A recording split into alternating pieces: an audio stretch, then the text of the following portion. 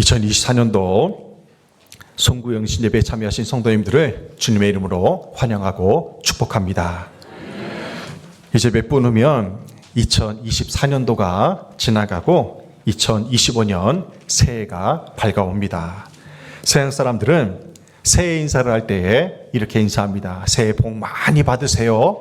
그렇게 인사를 해요. 하지만 우리 그리스도인들은 하나님께서 이미 우리에게 주신 엄청난 축복이 많이 있습니다.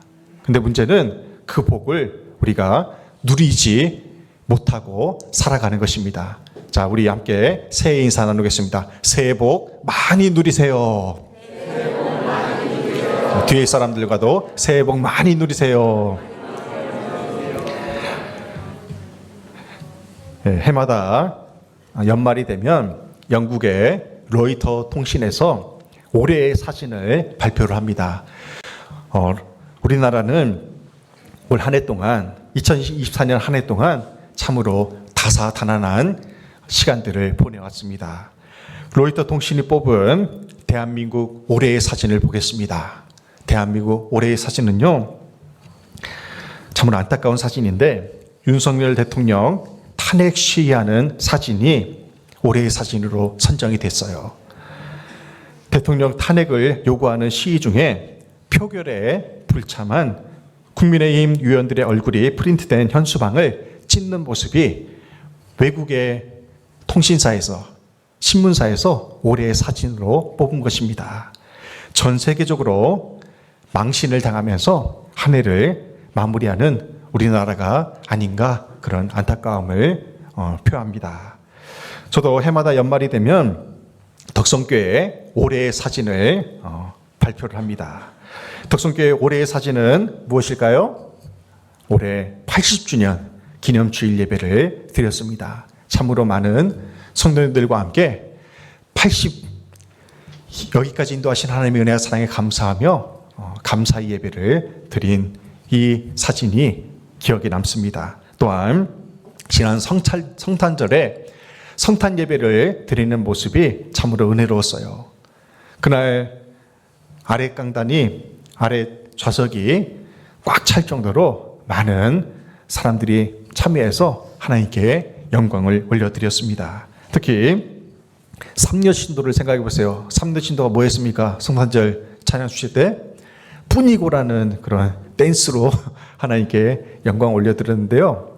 이들이 꿈을 가졌어요. 다른 데 공연을 가고자 하는 그런 꿈을 가지고 앞으로 더 열심히 운동 삼아 댄스를 하겠다는 그러한 꿈을 가졌습니다. 새해에는 더욱더 하나님께 쓰임 받고자 하는 그러한 열망이 가득하기를 간절히 소망합니다. 덕성교회가 창립 80주년을 맞이하기까지 수많은 믿음의 선조들의 눈물의 기도와 헌신이 있었습니다. 교육부서와 장년들이 조화를 이루어서 내년도가 기대가 되고 지금보다 5년 후, 10년 후가 더욱더 기대되는 믿음의 명교회가 되기를 주님의 이름으로 축복합니다. 아멘. 오늘 예배에 참여하신 분들 중에 오늘까지는 40대인데 이제 내일이 되면 50대가 되는 분이 계실 거예요. 또 오늘까지는 60대인데 내일이 되면 70대가 되는 분도 계실 것입니다. 또 70대인데 80대가 되시는 분도 계실 거예요. 그리고 내년에는 대학교에 진학하는 친구도 있을 것이고 또 고등학교에 진학하는 학생들도 있을 것입니다. 하나님 아버지의 은혜로 우리가 나이를 한 살 한 살 그렇게 먹어가고 있습니다. 일반적으로 사람들은요, 어릴 때에는 나이가 빨리 들기를 원합니다. 제 큰아들이 이제 대학생이 되는데요. 대학생이 되기 전에 어서 빨리 이 지긋지긋한 고등학생을 빨리 졸업하고 싶다고 얘기했어요. 이제는 대학생이 되기를 기다리고 있는데요. 운전면허도 빨리 따가지고 운전도 하고 싶대요. 학교 가서 새로운 것을 경험하고 싶다고 얘기를 합니다. 그때 제가 이렇게 얘기합니다. 아들아, 대학교에 가면 고등학교 시절이 좋았다는 것을 생각하게 될 것이다. 그렇게 얘기를 했습니다. 여러분은 어떻습니까? 모르긴 몰라도 어르신들 같은 경우에는요, 나이 1살 더 먹는 것을 그렇게 반가워하지 않을 것입니다. 어떤 분은 그래요. 아유, 그 나이 뭘 아세요? 뭐 하세요? 저 몰라요. 내 나이 몰라요. 그래요. 하나님을 믿는 우리는 해마다 쌓이는 그 믿음의 연륜으로 인해서 하나님 나라에 가는 것이 가까워질수록 더욱더 기대가 되는 하루하루의 삶이 되어야 됩니다. 이 다음에 하나님께서 우리를 부르실 때에 우리가 주님께 보여드릴 수 있는 최고의 것은요, 참된 신앙의 연륜인 것입니다. 잠언서 16장 31절에서 이렇게 말씀해요. 백발은 영화의 면류관이라 공의로운 길에서 얻으리라. 아멘. 오늘 새해를 맞아 나이가 1살 더 많아지므로 장차 하나님께 가지고 나아갈 영적 자산이 더욱더 풍성해지기를 간절히 소망합니다. 2024년도 교회 표어는 믿음의 반석 위에 성장하는 교회였습니다. 지난 한 해 동안 성경 필사를 비롯한 여러 가지 섬김과 봉사와 행사를 통해서 우리의 믿음이 반석 위에 세워진 흔들리지 않는 믿음을 소유하게 된 줄로 믿습니다. 내년도에는 더 많은 교회의 변화가 일어날 것입니다. 그 어떤 풍파와 변화 속에서도 흔들리지 않는 믿음의 명교회가 되기를, 여러분의 믿음의 명문 가문이 되시기를 주님의 이름으로 축원합니다. 세상의 끝이 오면 믿지 않는 자들은 심판을 받아서 영원한 지옥불에 떨어지고 맙니다. 하지만 우리 믿음의 사람들은 샘하시는 하나님의 섭리에 따라서 하나님께 상급을 받게 됩니다. 하나님 앞에 섰을 때에 우리 모두는 착하고 충성된 종아, 잘했다 칭찬받는 그러한 믿음의 사람이 되어야 됩니다. 오늘 본문은 야곱의 생애에 대한 마지막 부분을 다루고 있습니다. 야곱의 인생을 한마디로 요약하면요, 야곱의 인생은 시작은 미약하였지만 끝은 창대한 사람이었습니다. 이것이 야곱의 인생이에요. 한 사람의 생애에 대한 진정한 평가는요, 그가 죽은 후에 무엇을 남겼느냐에 달려 있습니다. 오늘 보면 창세기 49장에서는 야곱이 죽는 장면을 묘사하고 있습니다. 49장 33절 말씀 보십시오. 함께 공부합니다. 야곱이 아들에게 명하기를 마치고 그 발을 침상에 모으고 숨을 거두니 그의 백성에게로 돌아갔더라. 아멘. 그 발을 침상에 모았다고 했어요. 침상에 모으고라는 표현은요, 성경적으로 재미있는 표현입니다. 이 말은요, 돌아가셨다는 말이에요. 죽었다는 말입니다. 한 사람이 인생을 살다 간 자리에 무엇이 남아있느냐는 참으로 중요한 문제입니다. 창세기 12장에 보면 하나님께서 아브라함을 부르실 때에 너는 복의 근원이 될지라 말씀하셨어요. 이 말씀을 바꿔 말하면요, 아브라함이 이웃에게 축복의 근원이, 축복의 통로가 될 것이라는 말씀인 것입니다. 마찬가지로 하나님께서 오늘 예배드리는 우리에게 마지막으로 기대하는 삶이 뭐냐면요, 축복을 남기는 인생이 되라는 것입니다. 나와 내 가족만을 위한 그런 이기적인 삶이 아니라 이웃을 위해서 축복을 남기는 인생, 주님의 몸된 교회를 위해서 축복을 남기는 인생이 되라는 것, 그것이 하나님께서 우리에게 마지막으로 요구하시는 것입니다. 우리가 이 세상을 떠나간 후에 하나님과 사람 앞에 축복을 남기고 떠나가는 인생이 되기를 간절히 소망합니다. 오늘 김종순 권사님 요양원 신방을 다녀왔어요. 이제 내년에 94세가 되신대요. 그런데도 정정하십니다. 함께 찬송을 부르며 말씀을 나누는 중에 권사님의 지나온 인생이 파노라처럼 그려지더라고요. 김종순 권사님을 생각하면 교회에서 헌신하고 많은 사람들에게 즐거움을 주셨던 그런 분으로 많은 교우들이 떠올릴 것입니다. 그분은 그렇게 축복을 남기는 인생으로 요양원에서 그렇게 하루하루를 살아가고 계시는 것입니다. 창세기 49장은 야곱이 죽기 직전에 자기 자녀들이 장차 경험하게 될 일들을 예언하는 장면입니다. 49장 1절에서 이렇게 말씀해요. 야곱이 그 아들들을 불러 이르되 너희는 모이라. 너희가 후일에 당할 일을 내가 너희에게 이르리라. 아멘.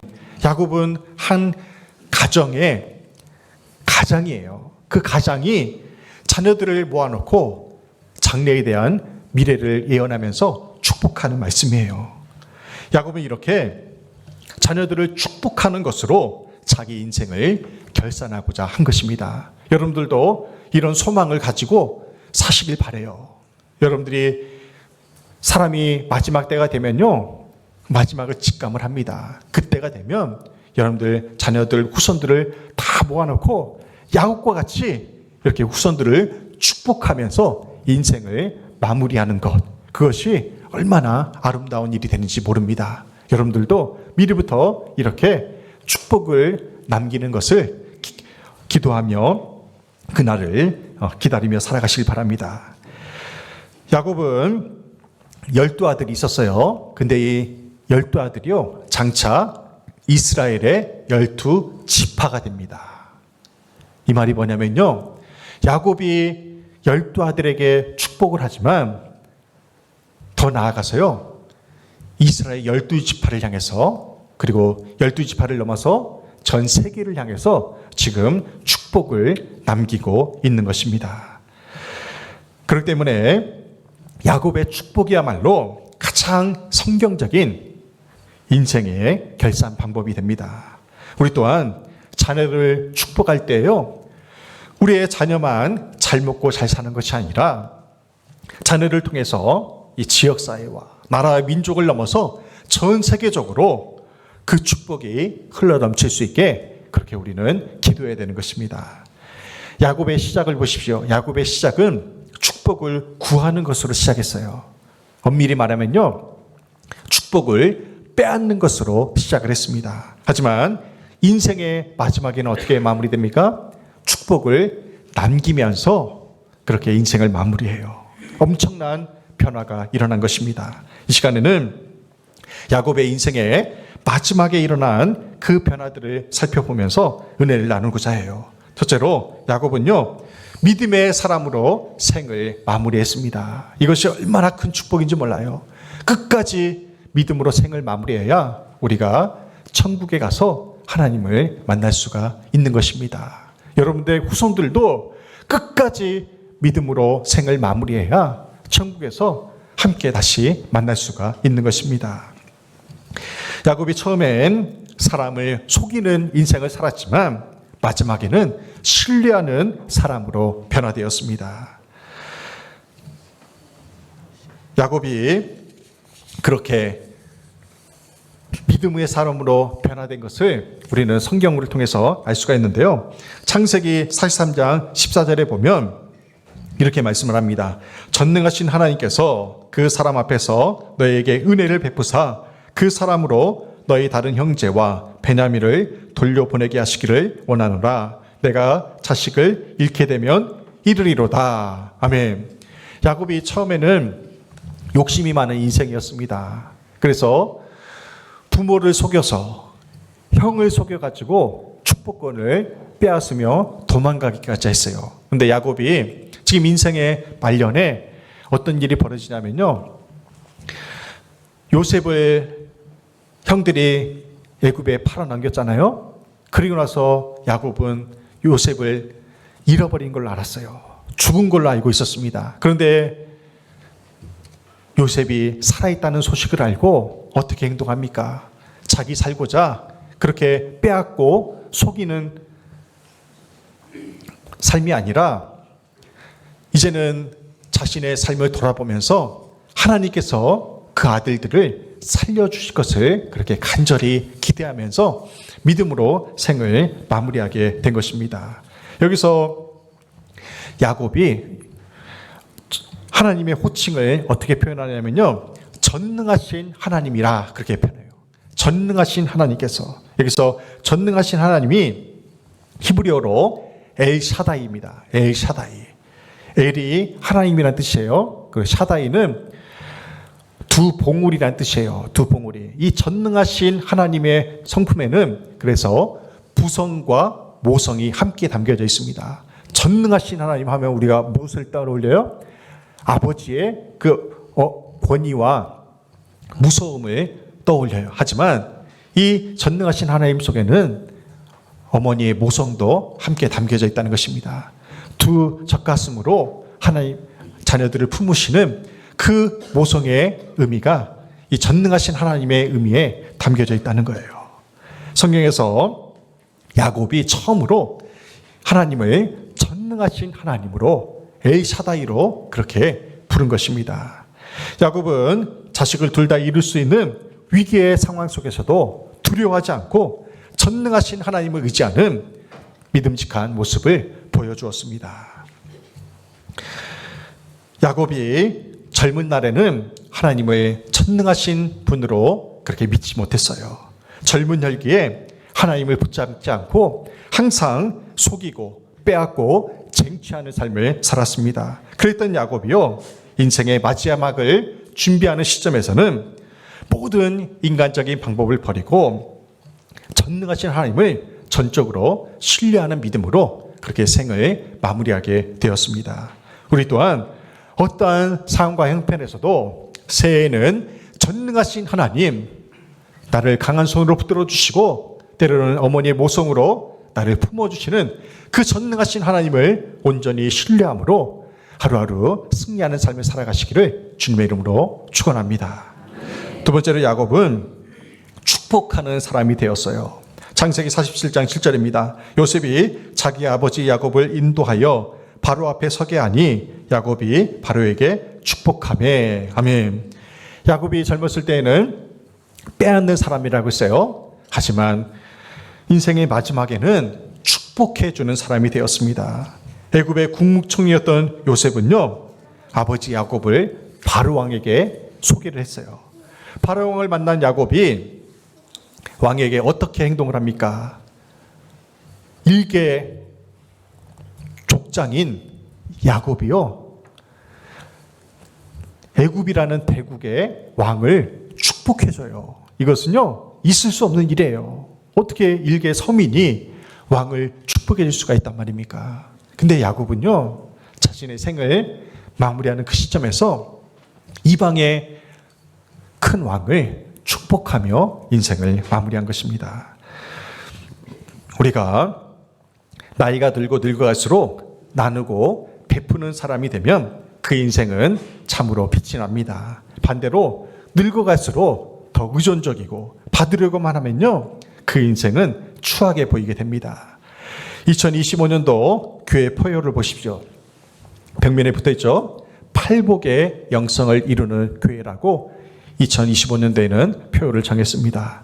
예수님이 주신 8가지의 복을 나와 내 가족만의 그 담장을 넘어서 이웃에게 흘려보내기를 간절히 소망합니다. 야곱은 축복을 구하고 빼앗는 인생에서 이제 축복을 나누는 그런 인생으로 변화가 된 거예요.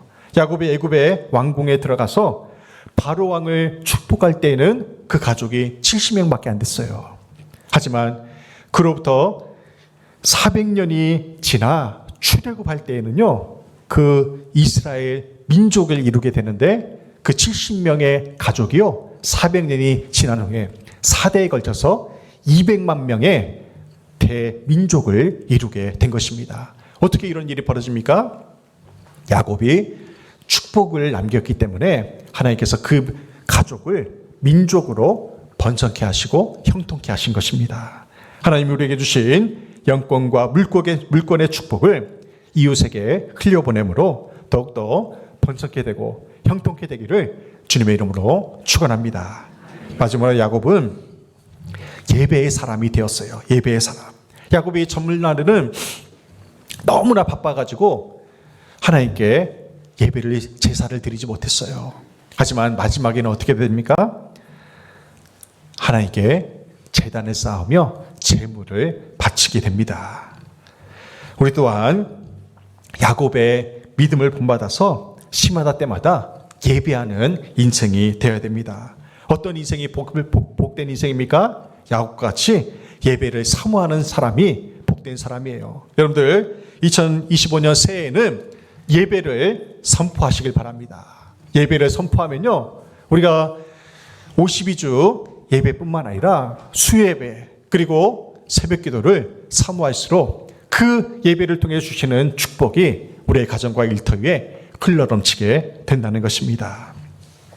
새해에는 하나님을 위하여 위대한 일들을 많이 시도하시길 바랍니다. 새해에는 하나님을 위하여 위대한 일들을 더욱 많이 기대하시길 바랍니다. 기대하는 자에게, 또한 시도하는 자에게 하나님이 영권과 물권을 복으로 우리에게 선물해 주신다는 것입니다. 주님은 내 말이 내 귀에 들린 대로 내가 행하리라, 그렇게 말씀하셨어요. 2025년도에는 새벽 기도를 선포하시길 바랍니다. 입을 크게 열어 우리가 기도할 때 하나님께서 기도 응답의 축복을 허락해 주실 줄로 믿습니다. 새해에는 예배를 선포하십시오. 예배를 선포하고 예배의 자리로 나올 때 하나님께서 말씀의 축복으로 우리를 인도해 주십니다. 새해에는 감사를 선포하십시오. 감사를 많이 하십시오. 감사를 많이 하면 감사할수록 우리의 삶에 감사할 제목들이 더욱더 많아지게 됩니다. 마지막으로 순종을 선포하십시오. 그리하면 영권과 물권의 축복을 우리가 받게 될 것입니다. 야곱과 같이 전능하신 하나님만을 믿으며 축복을 남기고 예배하며 살아감으로 하나님이 주시는 영권과 물권의 축복을 더욱 풍성히 받는 저의 이름 되시기를 주님의 이름으로 축원합니다. 아멘. 기도하겠습니다. 인간의 생사학을 주관하시고 만물을 통치하시는 전능하신 하나님을 찬양합니다.